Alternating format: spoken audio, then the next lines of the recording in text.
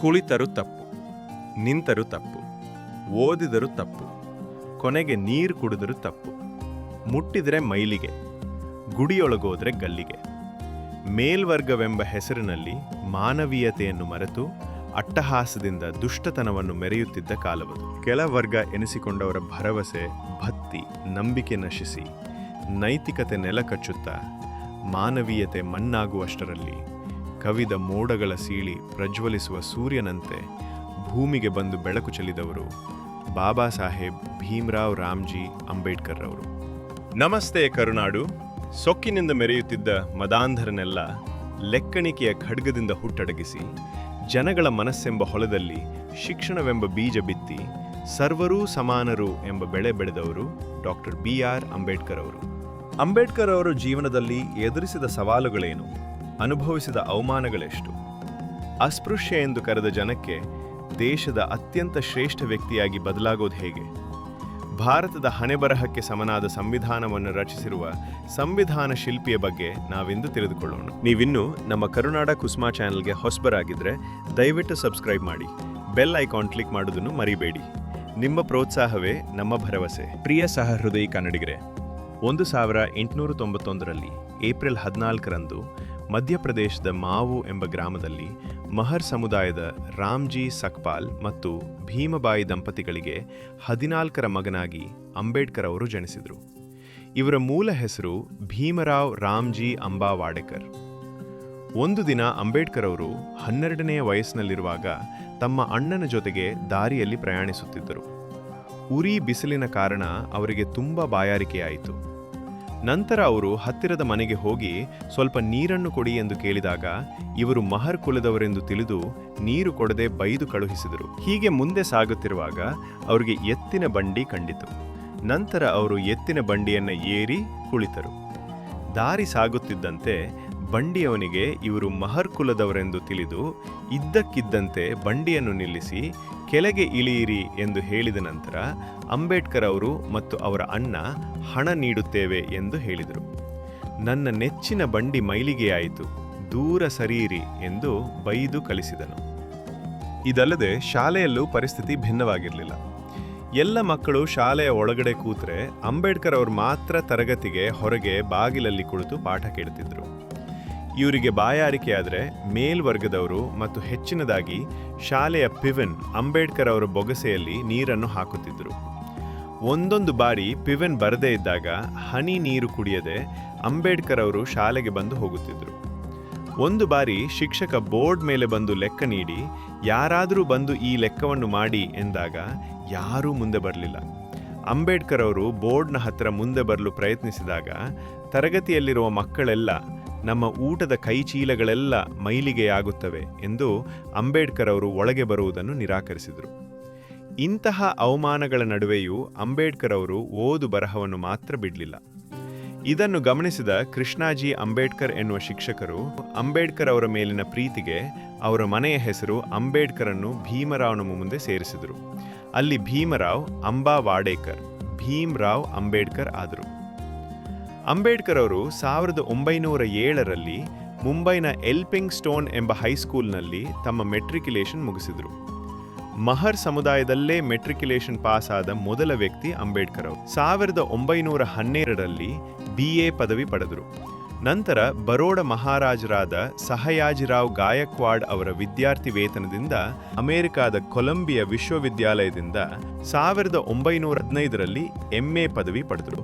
1921ರಲ್ಲಿ London school of ಎಕನಾಮಿಕ್ಸ್ನಿಂದ MSCಯನ್ನು ಮುಗಿಸಿದರು. ಹೀಗೆ 1923ರಲ್ಲಿ ಲಂಡನ್ ಸ್ಕೂಲ್ ಆಫ್ ಎಕನಾಮಿಕ್ಸ್ನಲ್ಲಿ ಡಾಕ್ಟರ್ ಆಫ್ ಸೈನ್ಸ್ ನಂತರ ಲಂಡನ್ನ ಗ್ರೇಸ್ ಇನ್ನಿಂದ ಕಾನೂನು ಪದವಿ ಪಡೆದರು. ಕೊಲಂಬಿಯಾ ವಿಶ್ವವಿದ್ಯಾಲಯದಿಂದ 1952ರಲ್ಲಿ ಮತ್ತು ಒಸ್ಮಾನಿಯಾ ವಿಶ್ವವಿದ್ಯಾಲಯದಿಂದ 1953ರಲ್ಲಿ ಗೌರವ ಡಾಕ್ಟರೇಟ್ ಪಡೆದರು. ಅಂಬೇಡ್ಕರ್ ಅವರು ಒಟ್ಟಾರೆಯಾಗಿ 6 ಭಾಷೆಗಳಲ್ಲಿ ಪಾಂಡಿತ್ಯ ಹೊಂದಿದ್ದು 32 ಪದವಿಗಳನ್ನು ಹೊಂದಿದ್ದಾರೆ.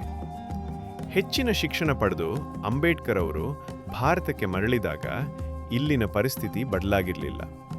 ಇದರಿಂದ ಬೇಸರಗೊಂಡು ಹೋರಾಟದ ಹಾದಿ ಹಿಡಿದರು. 1927ರಲ್ಲಿ ನೀರಿನ ಹಕ್ಕಿಗಾಗಿ ಮಹಾನ್ ಸತ್ಯಾಗ್ರಹ ನಡೆಸಿದರು.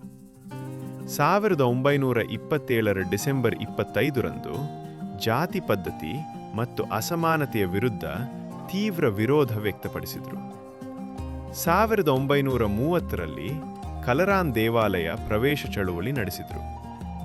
1930ರಿಂದ 32ರಲ್ಲಿ ಲಂಡನ್ನಲ್ಲಿ ನಡೆದ ದುಂಡು ಮೇಜಿನ ಸಭೆಗಳಲ್ಲಿ ಭಾಗವಹಿಸಿ ದಲಿತರಿಗೆ ಪ್ರತ್ಯೇಕ ಮತ್ತು ರಾಜಕೀಯ ಪ್ರಾತಿನಿಧ್ಯ ಬೇಕೆಂದು ಬಲವಾಗಿ ವಾದಿಸಿದರು. 1932ರಲ್ಲಿ ಗಾಂಧೀಜಿಯವರೊಂದಿಗೆ ಪೂನಾ ಒಪ್ಪಂದ ಮಾಡುವುದರ ಮೂಲಕ ಮೀಸಲು ಕ್ಷೇತ್ರಗಳನ್ನು ಪಡೆದರು. ನಂತರ ಭಾರತದ ಸಂವಿಧಾನದ ಕರಡು ಸಮಿತಿ ಅಧ್ಯಕ್ಷರಾಗಿ ಶೋಷಿತ ಸಮುದಾಯಗಳಿಗೆ ಮೀಸಲಾತಿ, ಮಹಿಳೆಯರಿಗೆ ಹಕ್ಕುಗಳು ಮತ್ತು ಪ್ರತಿಯೊಬ್ಬರಿಗೂ ಸಮಾನತೆಯನ್ನು ನೀಡುವ ವಿಶ್ವದ ಅತ್ಯುತ್ತಮ ಸಂವಿಧಾನವನ್ನು ರೂಪಿಸಿದರು. ಅದು 1920ರ ದಶಕ. ಭಾರತದಲ್ಲಿ ಸ್ವಾತಂತ್ರ್ಯದ ಕಿಚ್ಚು ಹತ್ತಿದ್ದರೂ ಸಮಾಜದ ಒಂದು ದೊಡ್ಡ ವರ್ಗವಾದ ದಲಿತರು ಮಾತ್ರ ಕತ್ತಲಲ್ಲಿದ್ದರು. ಅಂದಿನ ದೊಡ್ಡ ಪತ್ರಿಕೆಗಳು ದಲಿತರ ಮೇಲೆ ನಡೆಯುತ್ತಿದ್ದ ದೌರ್ಜನ್ಯಗಳ ಬಗ್ಗೆ ಮೌನ ವಹಿಸಿದ್ದವು. ಈ ಮೌನವನ್ನು ಕಂಡು ಡಾಕ್ಟರ್ BR ಅಂಬೇಡ್ಕರ್ ಅವರಿಗೆ ಒಂದು ವಿಷಯ ಸ್ಪಷ್ಟವಾಯಿತು: ಯಾರಿಗೆ ಧ್ವನಿ ಇಲ್ಲವೋ ಅವರಿಗೆ ಯಾರೂ ನ್ಯಾಯ ಕೊಡುವುದಿಲ್ಲ. ತಮ್ಮ ಸಮುದಾಯದ ಅಳಲನ್ನು ಜಗತ್ತಿಗೆ ತಿಳಿಸಲು ಅಂಬೇಡ್ಕರ್ ಅವರು ಪತ್ರಿಕೋದ್ಯಮವನ್ನೇ ಅಸ್ತ್ರವನ್ನಾಗಿ ಮಾಡಿಕೊಳ್ಳಲು ನಿರ್ಧರಿಸಿದರು. 1920ರಲ್ಲಿ ಅವರು ಮೊದಲ ಬಾರಿಗೆ ಮೂಕನಾಯಕ ಪತ್ರಿಕೆಯನ್ನು ಪ್ರಾರಂಭಿಸಿದರು. ಹೆಸರೇ ಸೂಚಿಸುವಂತೆ ಇದು ಮೌನವಾಗಿದ್ದ, ಮೂಕರಾಗಿದ್ದ ಕೋಟ್ಯಂತರ ಜನರ ಧ್ವನಿಯಾಯಿತು. ಈ ಪತ್ರಿಕೆಯ ಮೂಲಕ ಅವರು ದಲಿತರ ನೋವುಗಳನ್ನು ದಾಖಲಿಸಿದರು. ಹೋರಾಟ ಮುಂದುವರೆಯಿತು. 1927ರಲ್ಲಿ ಬಹಿಷ್ಕೃತ ಭಾರತದ ಮೂಲಕ ಸಮಾಜದಿಂದ ಹೊರಹಾಕಲ್ಪಟ್ಟವರ ಆತ್ಮಗೌರವವನ್ನು ಬಡಿದೆಬ್ಬಿಸಿದರು. ಸಮಾನತೆಯ ಆಶಯದೊಂದಿಗೆ 1928ರಲ್ಲಿ ಸಮತಾ ಪತ್ರಿಕೆಯನ್ನು ತಂದರು. ಈ ಪತ್ರಿಕೆಗಳು ಕೇವಲ ಸುದ್ದಿಯ ಹಾಳೆಗಳಾಗಿರಲಿಲ್ಲ. ಅವು ಬ್ರಿಟಿಷ್ ಸರ್ಕಾರಕ್ಕೆ ಚಾಟಿ ಬೀಸುವ ಮತ್ತು ಶೋಷಿತ ಸಮುದಾಯಗಳಲ್ಲಿ ರಾಜಕೀಯ ಪ್ರಜ್ಞೆ ಮೂಡಿಸುವ ದೀಪಗಳಾಗಿದ್ದವು. 1930ರಲ್ಲಿ ಪ್ರಾರಂಭವಾದ ಜನತಾ ಪತ್ರಿಕೆಯು ಅಂಬೇಡ್ಕರ್ ಅವರ ಪ್ರಖರ ವಿಚಾರಗಳನ್ನು ದಶಕಗಳ ಕಾಲ ಜನರಿಗೆ ತಲುಪಿಸಿತು. 1956ರಲ್ಲಿ ಹಿಂದೂ ಧರ್ಮದಲ್ಲಿನ ಜಾತಿ ತಾರತಮ್ಯದಿಂದ ಬೇಸತ್ತು ಅಹಿಂಸೆ ಮತ್ತು ಸಮಾನತೆಯ ಬೋಧಿಸುವ ಬೌದ್ಧ ಧರ್ಮಕ್ಕೆ ಲಕ್ಷಾಂತರ ಅನುಯಾಯಿಗಳೊಂದಿಗೆ ಮತಾಂತರ ಹೊಂದಿದರು.